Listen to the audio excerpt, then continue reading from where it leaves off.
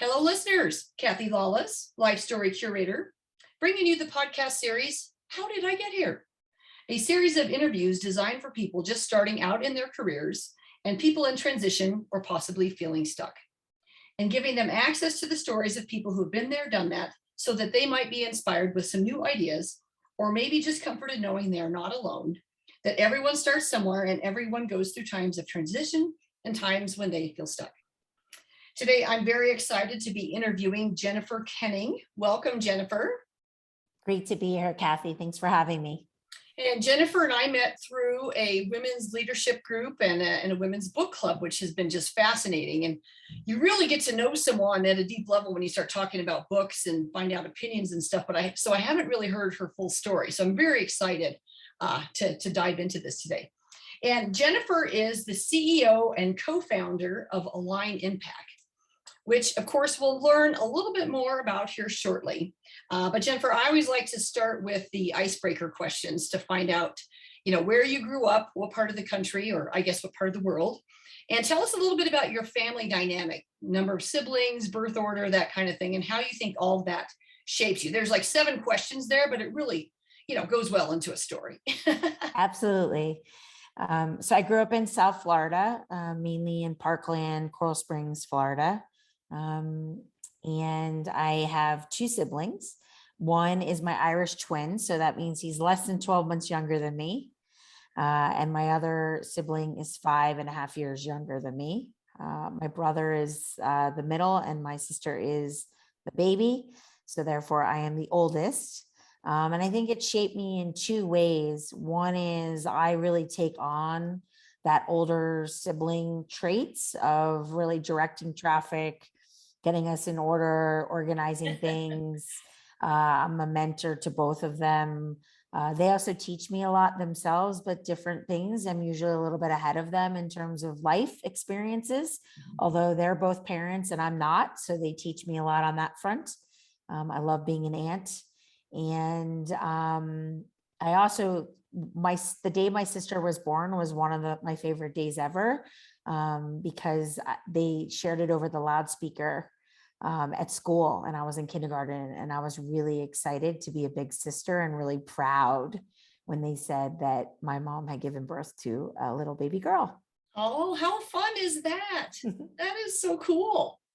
And you get a brother and a sister. So that's really fun too, that you get one of each gender.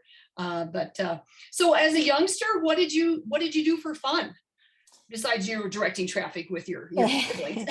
Well, I was a competitive swimmer since the age of 5. I actually learned to swim at 9 months old. Wow, that seems early. I had fallen in the pool.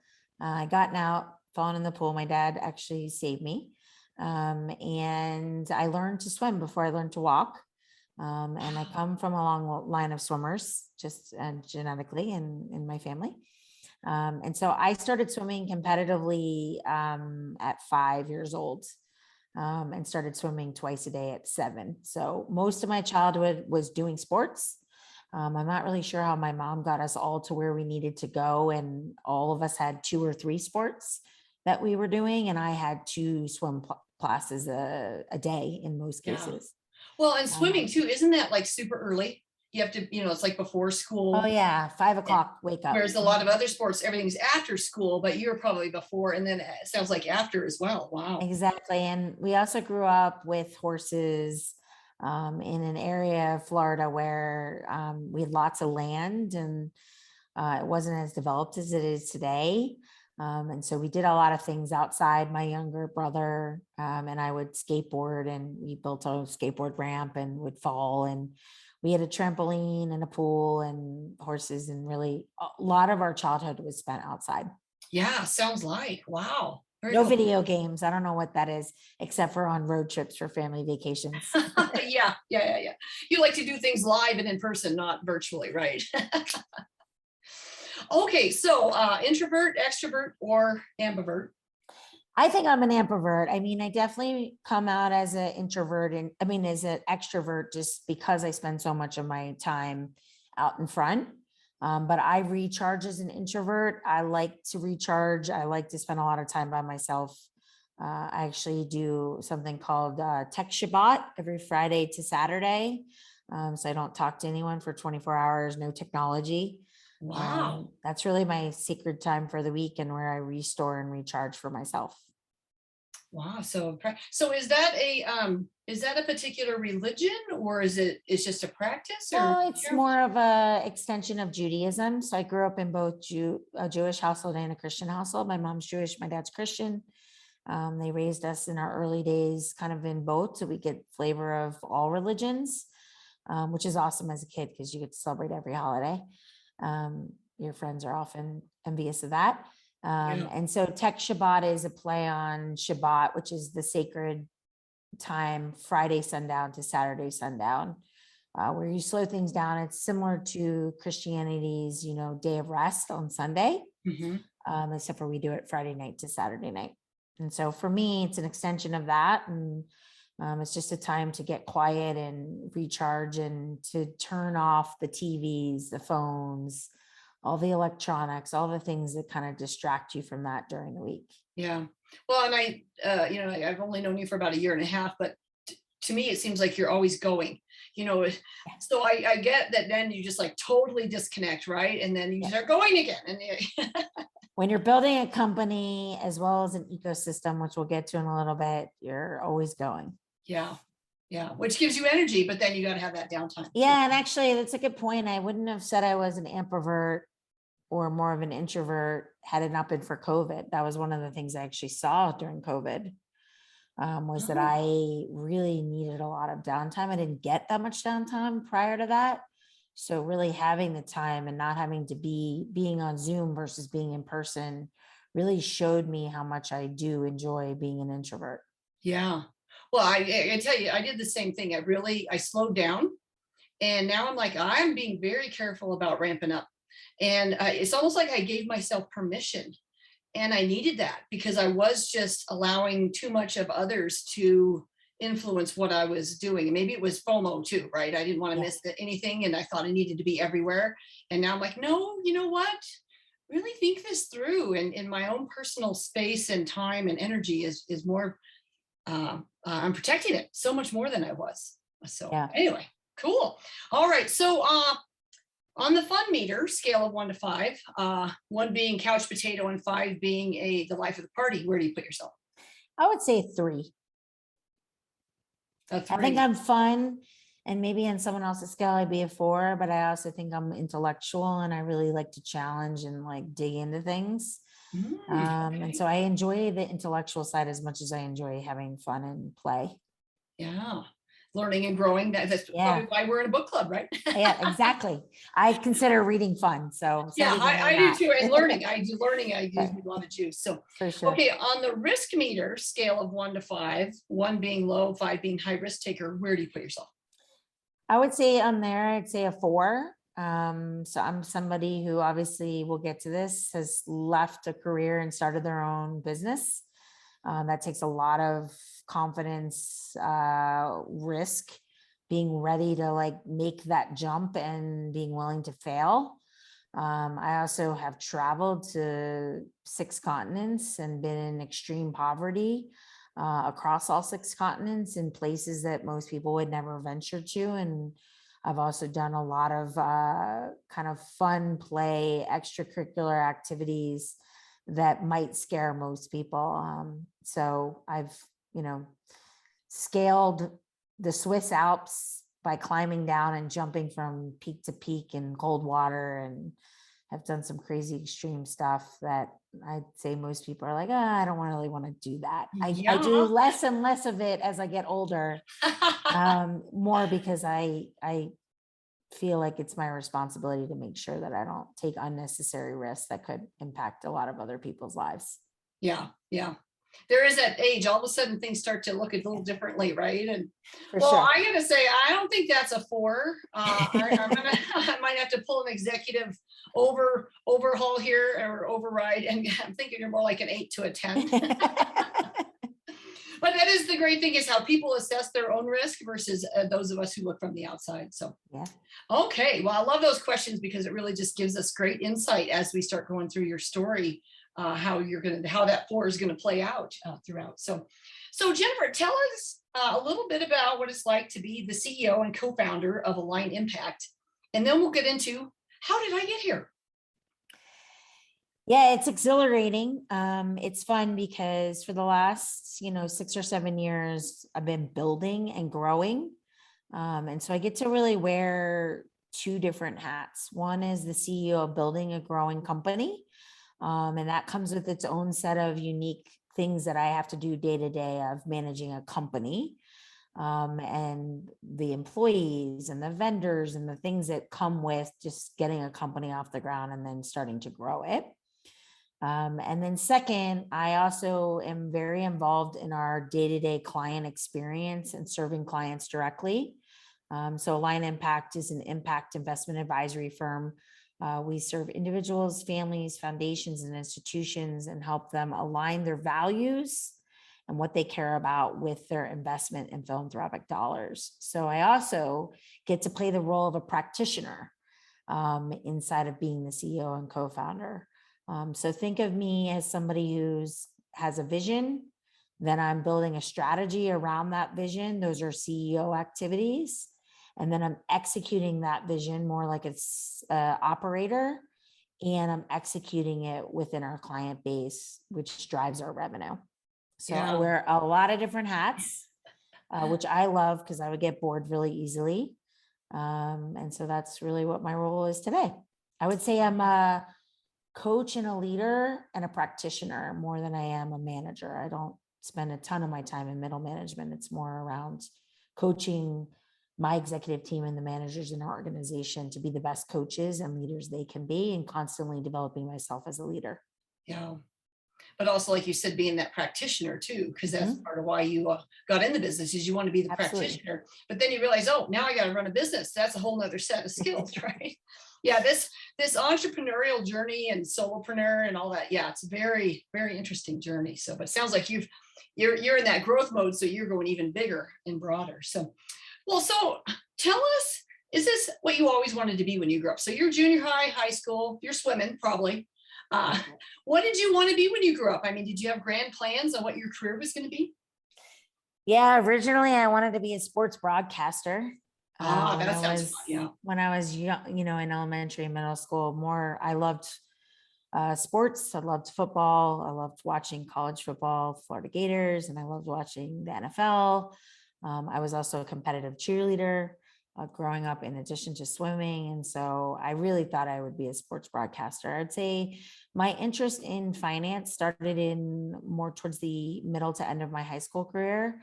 I just always knew I was much better with numbers. I have a really good memory. I would see the numbers, I'd remember them. I could do math really quickly. I enjoyed it so much more than writing, or at that time speaking, which obviously caters to a communications or journalism career. Yeah. And then I picked a college where I could get a really good undergraduate business degree. So that was important for me when I was selecting where I was going to go to undergrad and really thinking through kind of what I wanted to do. I'd say I started wanting to be in investments and finance and Wall Street early in my freshman year of college, and started reading like all those kinds of books and started to align my internships my junior year of college with where I thought I would be post-college. Yeah. So how did you find out about the investment stuff? So was there someone in your family kind of giving you some insight, or did you have, role models, parents that kind of, because some people are good at numbers and they're like, oh, I went into engineering, or they went into more mathematics and academia. But you're like, no, I want to do more of the finance, accounting, investment. Yeah, I think more so it was what I was learning in school. I always enjoyed economics, even in high school and in college. I actually have a finance and accounting degree as well as an economics degree. So economics really led me into finance. Really, it had me see that accounting is critical, and then accounting and understanding how the various financial forms interact with each other and how that influences really investment decisions.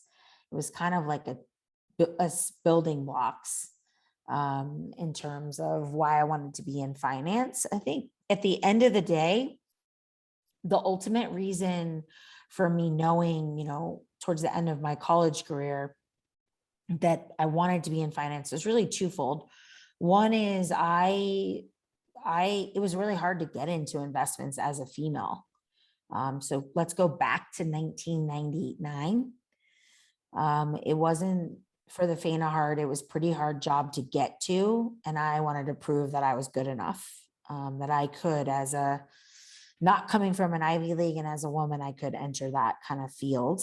That's one motivating fact. The second was I worked for Michael Bloomberg my junior year of college, between my junior and senior year of college. So I worked on inside of the newsroom of Bloomberg and really got a sense of like markets and fixed income products and all the various pieces that made up that organization. And so I got a really great 2-month kind of whirlwind tour of all the different facets of finance. And that really solidified for me that I wanted to really understand, how do you make good investment decisions and how do you invest in the private markets, which really led me to my first job out of college. Yeah. Wow. So it sounds like you had an interest, high school, college, but then, so was this an internship then?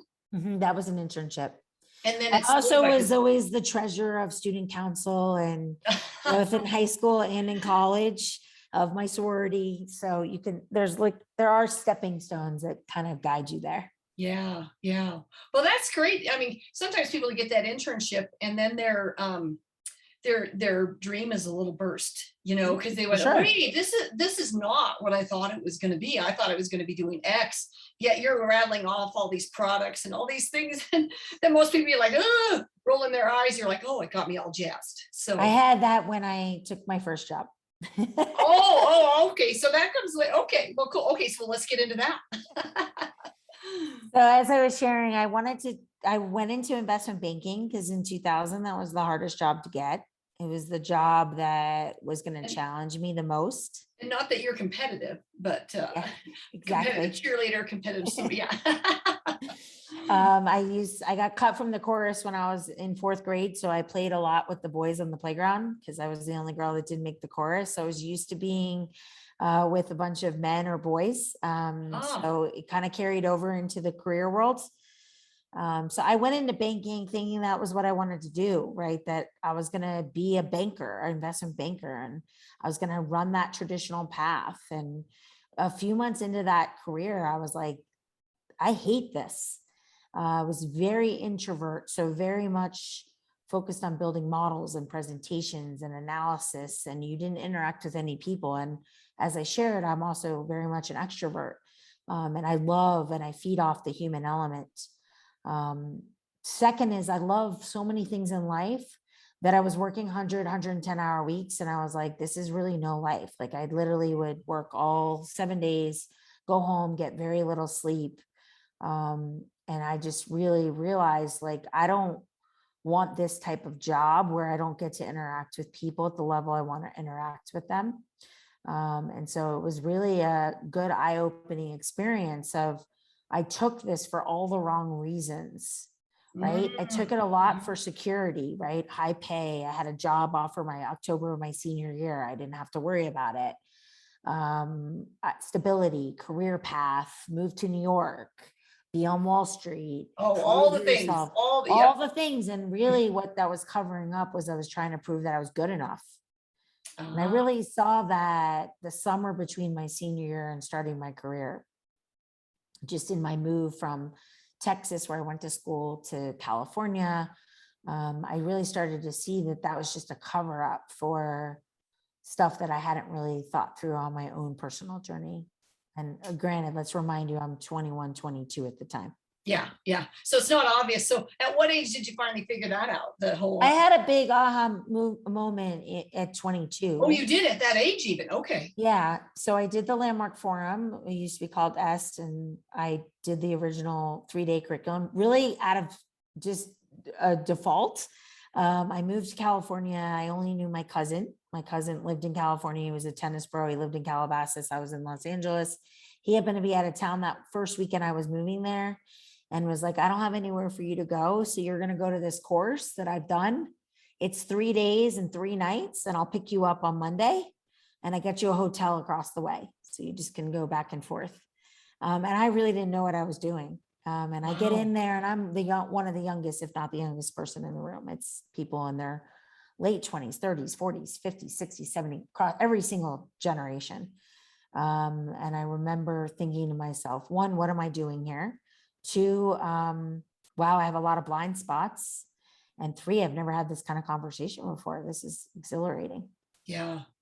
Well, I am a fellow landmarker. I didn't know Oh, that you were a landmarker. This is awesome. So I went, actually, it was 2019, but I had been exposed to some of the training back in 2007, actually maybe 4 or 5 even, and went to some programs on it. But then I went to the forum. So I did the forum, landmark forum, then I did the advanced course, and then the self-expression leadership program, which is actually how this podcast came about. Is I had to have a project in my SELP that touched anywhere from 20 to 200 people. And I'm like, well, this podcast idea was out there, but you can be run by fear. And so I was like, I'll get to it. Yeah. And then, but I made it the project for the class, and that's how it came about. So that's awesome. So I was a head coach of SELP oh for wow. So you actually many went and got in years. on the training. Wow. Yeah, and I coached the coaches, and I was an introduction leader. But SOP is my favorite course because it's about community, and one of my strongest core values is collaboration. I live by that. I run my company by that. And SLP was really transformational for me. So a Yeah. lot of my work has been put through that same thing. So I love that serendipitous synergy between us. Well, and that's so I didn't know that. So I'm so glad we discovered that. The other thing about SLP that's so great is that we've all kind of been down that journey. So the language is clearer, the baggage, the stories, Yep, for sure. But that doesn't mean that they're gone. I mean, it's just you were more aware and can get around them faster, discover and get around them a lot faster. So very cool. So, but to get this, oh my God. So you went through that at 2021. Yeah, I went through it at what, 50 something? I always say put your kids in as early as possible, because when they start to recognize that they have choose, that they have certain winning formulas and already always listening conversations, as well as blind spots, it's hugely eye-opening. So you can see how being in that course and then starting this job 2 weeks later, I wasn't really the same person that took the job. Not at all. Not at all. Yeah, totally. Because then all that material stuff, but it's also, I get it, that when you're a young person, you kind of have these visions of where you want to go, and they talk about that a lot. You got to visualize what you want. So I get that, and sometimes you do visualize maybe the material stuff because it's hard to visualize the other when you're not aware. But very cool. Well, what's cool too is my niece, my nephew, both my sisters, brother-in-law, and my dad have all gone through it. So we have this, so when you do have that community, and niece and nephew, of course, they went through it, obviously in their late teens, early 20s. So yeah, that's been pretty impactful for them. So very cool. Okay, so now you're a different person. You had a big aha moment, and so keep going. So I ended up leaving investment banking within a couple of months. It was in the middle of the 2001 downturn of the market. We had an all hands meeting, and they were like, we're going to do layoffs. Does anyone hate their job? There were about 250 of us in the room. And 2 people rose their hand, myself and one other person. And they looked at me and they're like, we're not talking about you. Oh, you're like that. Yeah. Eventually, for me, I think I'm one of the cheapest people they have on payroll because I'm an analyst, and 2, I'm a woman. I feel a quota. Yeah. Oh, yeah. So they really didn't want it to be you. But I ended up negotiating myself out of that role, which is great. I learned a lot in a very short period of time that really helped me in my in the rest of my career story. And so I ended up meeting someone. I always say, don't burn bridges. You never know who you're going to meet at what venue, at what stage, and how they're going to help you. I ended up meeting the person that would go on to be my boss at Jazz Fest at my family's house at a barbecue. Got to talking. He was like, why don't you come in and meet with me? I don't have a role for you today, but I know a lot of people in Los Angeles. You should definitely be client facing. You should be engaged in client conversations. You're very personable. You're very good with numbers. You're very good at finance. And if you really want to do, get the underpinnings of the foundation, you should really do tax and accounting. because it impacts every business decision, every investment decision. It impacts how you build portfolios.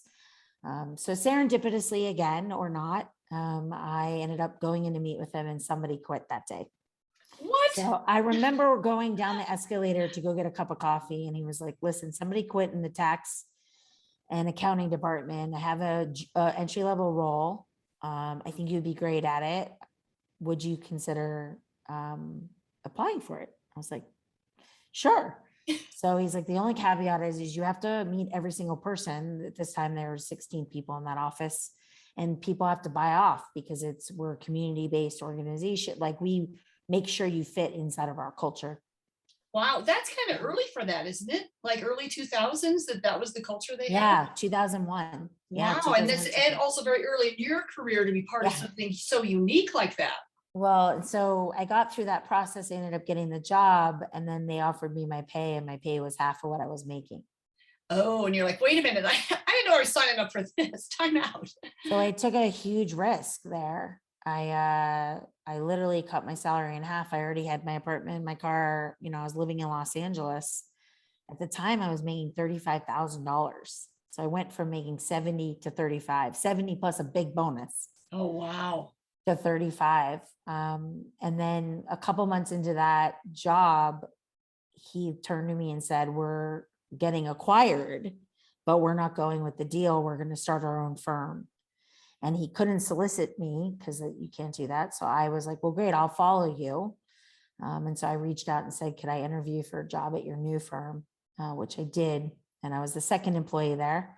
And I really helped build that firm. I learned everything. I learned the whole traits of all of the business I do today there. I spent 12 years there. I sat in every seat except for being at a CEO C-level. I managed extraordinary amounts of wealth. I learned everything you could possibly need to learn, from managing families, family businesses, family wealth, tax, accounting, estate, wealth strategies, philanthropic. It was amazing. It was a big puzzle piece that I learned so much. I constantly was learning. That's one of the things I love in life. I'm a curious learner. And then again, another pivot, in 2008, so I'm now a director. I'm pretty high up in the company. I'm also a partner. So I became a partner at 27. Wow. It's pretty young. Yeah, that's young. But you took a big risk.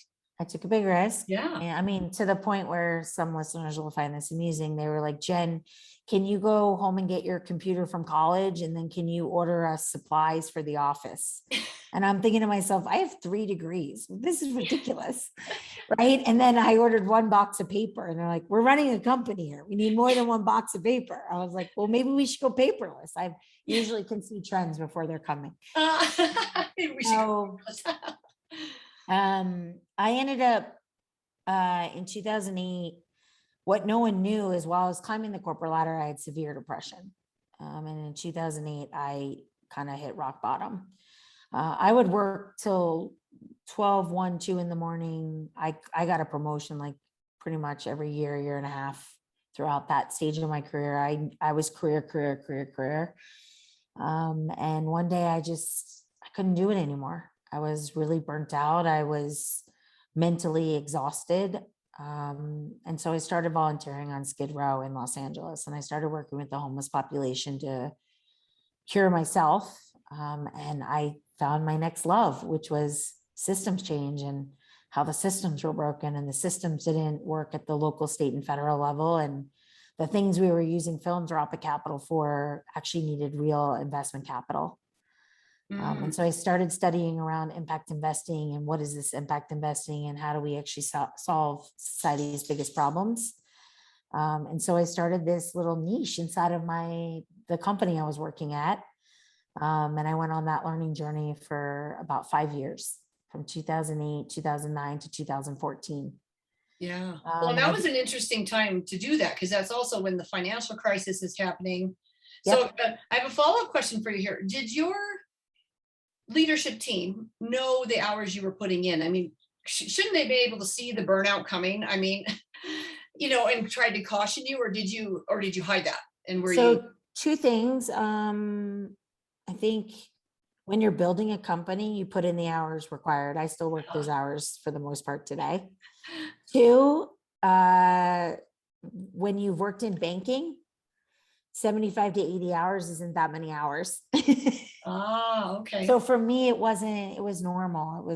There are different time periods where you just had to work a lot. And I got to wear a lot of hats, and I got a lot of leadership positions and roles that I wouldn't have gotten if I hadn't raised my hand and I hadn't been where I was sitting and constantly wanting to move up, right? If I had been focused on, other things in my personal life, I may not have gotten where. I also wasn't focused on the money, right? Money was important, but I never took any jobs just because they offered me $10,000 more, $20,000 more. I stayed for a long 12 years at that time is a long period of time. Yeah. To be in your early 20s and to stay until your mid 30s. And I really attribute a lot of what I do today to that longevity and the discipline and me really learning the business, and everything I did in that business has translated into my company today. And everything that didn't work in that business has really informed how I built my current company. Yeah. So the leader that you followed, he was the same kind of visionary that had you interview with 16 people, right? Yep. So you were probably, 12 years at that age is maybe an anomaly, but not if the culture's so great, right? And if you all feel like you're contributing and you're part of a team, and if you're hiring in that way to make sure it's all a fit and it's not just we need 7 people, let's get 7 in the door. It sounds very intentional and purposeful. I've had intentional, purposeful, and building careers for 19 out of my 20-year career. Wow. What a track record is that? That is amazing. So, and then now you're doing it yourself, right? Yeah. So that's another good pivot. I went to Africa. I had always wanted to go to Africa. I went to Africa. I looked at 12 social enterprises in Kenya and Uganda. I took a client's child with me and other clients, and spent 2 weeks in East Africa. And I just didn't come back the same person. I actually never intended to leave or start my own company. I came back. 3 things happened kind of simultaneously, and I'm very much a person that looks for signs. I think before I really realized I was depressed in my 20s, I may have been just sleepwalking through life. I think part of what I saw was what brings you purpose and value, and what excites you, and what do you love to do, and what are you great at doing, and what gives you energy. That was that 28 to 35 time horizon for me. So I came back from Africa. I was there a couple months, and I had gotten 2 different job offers that I wasn't looking for. And they kind of sparked the idea of what Align Impact is today, and got the train rolling. And then I went to my mentor / boss. Now, remember, this man has put in 13 years into developing me. So this is not an easy conversation. I threw up actually outside his house before walking in. Oh, no. Told him I was wanting to resign. And so he had talked me out of going to business school, early on, 7 to 8 years into my career. When I told him, I was like, I have to go do this. Like, he knew. He was like, you have to let the butterfly fly. And you'll come back if it's not right. And I said, listen, I might fail at this. This might be a total disaster, but I'm 35 years old. I feel like I can do it. I feel like you've trained me to do it. If it doesn't work out, I'll come back and hopefully you'll give me my job back. And so I gave them 6 months notice, and I was building this company and was transitioning out of that company. And I did everything I said I would do in that 6-month period. And I have a great relationship with everyone at that company today. And I'm a real big believer in leave it better than you found it. And don't burn any bridges along the way. Yeah. Well, was it ever an option to take what you had with him and make a new division? Yeah, it was. We were on that path. We had been exploring, and I've been doing that for a couple of years already. I think there was 3 things. One, I was in a sandbox kind of by myself, and I would always be like the champion and running that flag up the mountain by myself. It wasn't core to the business. Okay. It complemented the business, but it wasn't core to it. Second thing is the investment philosophy at the time contradicted the investment philosophy we have at Align today. Even it still does in some ways. There's more complementary because the market's evolved over time. And then third, I think I was ready to lead. So my job that I had been doing for 12 plus years, I could do in my sleep. Now, if you looked at it from the outside, you would say she was born to do that. Like that's how well it fit. But I was like, I'm ready for a new challenge. I'm ready for growth. I don't know this till now because I'm now 42, but I do have a thing with sevens. Like I moved to Los Angeles and started banking and left that career and started to find my voice at 21, 22. I took on my depression at 28, 29. I started to find this passion and love and what I thought I would do in my second act at plus, over 50. And then at 35, I said, no, why am I waiting? I tell my clients not to wait to do their goals and dreams. Like, why am I waiting? Listen to what I'm saying.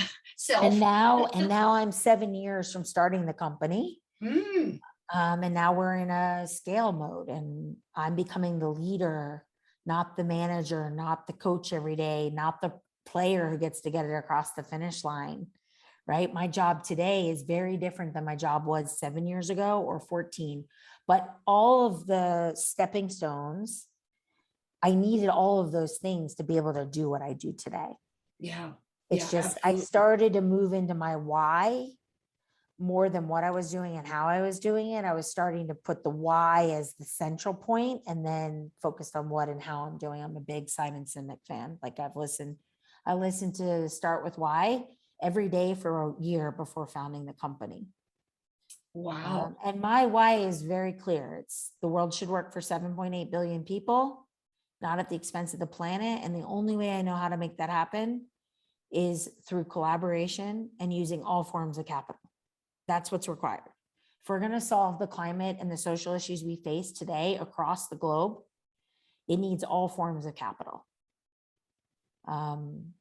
So yes, I could have done it there. But I also think I needed to find my voice as a leader, and I needed to challenge myself, and I needed to get up every day and have to have some grit and grind and scrappiness and, damn, this is hard. Yeah. Well, and it sounded like when you make a big, bold, audacious goal like that, right? If you're just second in command and there's always someone, it could always be like, well, they don't want to go there. So that's that, this way there's nothing in your way. It was a blank canvas and you could really, design it the way you wanted it to work, and it's working. And you don't have to now answer to someone else. But so big, bold. You still answer to other people. I often say it's a misnomer that if you're the founder, you don't answer to anyone. But yes, you still have your board clients. Yeah, exactly. My third act, I might not answer to anyone. Yeah. So going back to Landmark for just a minute here, because I also see the, I hear the language, the world has to work for 7.8 billion. That's a, yeah. How long were you in the Landmark? If you were working that many hours a week and you were doing Landmark for your own self, but then also you were like coach and leaders and leading others, how did you fit all that in? I'm a very disciplined person. So I'm very run by time and schedule. I have been since I was 5, going back to swimming. Like I lived on a schedule. I went to boarding school. I lived on a schedule. I went to boarding school for swimming and college prep. So I'm just very disciplined. Obviously I would do a lot of course stuff on the weekends. We had one night a week where I'd leave work at 6 and I'd be there from 6:30 to 10:30 or 11. So it was your one night you didn't work. Yeah. And but you were doing that. That's yeah, still. But I also think that helped me be a better leader in my business organization at the time, because I was constantly developing myself as a leader. Actually, my mentor / boss, he did the Landmark Forum as well when I was there. So was that part of your influence? Yeah. Oh, cool. Myself and my cousin. So my cousin got me into it and he's friends with him. And between the two of us, I think he was like, all right, I'm not going to get out of this. I got to do this I'm at not- some point. Well, So, that's what hit me one day was both my sister and her husband went through the advanced course. And my sister, she'd been through, like, this was her third or fourth advanced course, you know, how you can go through and review. Yeah. And she'd been doing some teaching different things in it, in this other program. And, you know, they invite me to come to their graduation and I'm listening and I'm like, you know, these are the two people I have so much respect. They're so, why would I even doubt that this is, you know, so I'm like, I'm signing up. And before that, I'd been kind of like, oh, I get it. I've already had a little bit of this. I get it. I have language, but I'm like, I'm just going to do the form and see where it leads. And then from there, it was a seminar and then an advanced. You know, it's, you kind of get in that mode of it really starts unlocking those blind spots and those possibilities. And then you start, you know, creating these new possibilities for yourself. So yeah, I mean, I did it from 2001 to 2010, and then I took a stepped away and I wanted to integrate it into my life. And I wanted to use the core, you know, learnings and lead from that perspective in the world. yeah. And then I came back and started doing the partnership courses. So wisdom and partnership in 2016. So a couple of years after I founded the company, I was really searching for play, fun, and ease in life and community. And what does it really mean to be a partner? And came back around to it, which is awesome. And I have plenty of people that work for me today that have done it. And so I do think you can stay or you can go. And it's really how you use the tools to influence where you're going. Yeah. Well, and there's different times of your life. You're like, I'm feeling called by this. And then other times you're like, you know, I really want to be a practitioner of this. And how do I put it into my life? So, well, Jennifer, I could talk to you all afternoon. Now that we know this connection, holy cow, we'll have a lot more to talk about in our next time together in book club and maybe in between there, actually. But anyway, so we probably should start wrapping up. So I have two closing questions. The first is, and you've touched on this already, but you know, maybe this is your chance to maybe, you know, kind of summarize it a bit. What do you think has served you best when you look back at your career? And it can be a strength or a discipline or a habit, or what served you best? I think two things. One is discipline. I think me being a swimmer and having to commit to swimming at the level I did from 5 to 18 really instilled like just discipline, perseverance, motivation, physically, mentally, and emotionally. I don't think I would be where I am today or who I am today if I hadn't had that discipline as a young child through my very formative years. I think the second thing is I have always been willing to speak up for injustice and what I see, and I'm not scared to raise my hand or just call it out. I started that when I was 5. I noticed what happened for you at 5. Yeah, no, 5 to 8 was really pivotal for me, and then 8 to 10 is a little bit less, which is I think the years you develop fantasy. So don't ask me to watch any like Harry Potter or Star Wars or Star Trek because I'm not a fantasy person. I'm very much a realist. But I think I got my voice young, right? And so I wasn't scared to speak up. And I can give, if we had more time, I could share examples from elementary school to middle school to high school. I also am really comfortable having to start over a new arena. So I went to boarding school. I didn't know anyone at 14. I went to college. I knew a few people, but I went to college, you know, at 18 on my own, pretty much. I moved to California. I only knew my cousins at 22. And then I left that company that we talked about, Asperian, and started my own. And then I moved to Colorado 3.5 years ago. I only knew 2 people here. I think I'm somebody who likes and thrives in kind of, can you start from nothing or a blank slate or a canvas and create what you envision and what you want? Yeah. And you said you were a 4 on the risk meter. Maybe I'll bumped you take to it 8 to back. 10. I'm going to take you to 18, maybe. I'm a hard grader. I'm a hard scorer.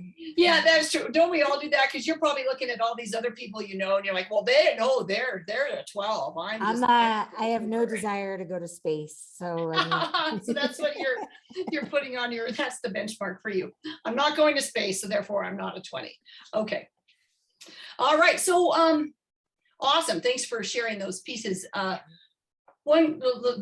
Just small tangent. Do you still swim?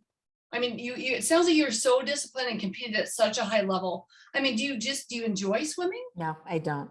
Oh. I can, I'm still up. The dogs had an idea on that too. I can still swim, but I don't enjoy swimming, but I think it's in my future. I think there's some, even if it's just more casual. I did swim in my early 20s after I moved to Los Angeles, but it felt too competitive. So Yeah, believe it or not, your muscle memory and everything kicked in. It's competitive versus you're like, no, I just want to enjoy swim it. for fitness, Yeah, physical fitness exactly. or training and to work out. It's like, oh no, I got to be doing it. Exactly. Yeah. Okay. Well, okay. So last question then with our wrap up. Any words of wisdom that were impactful for you?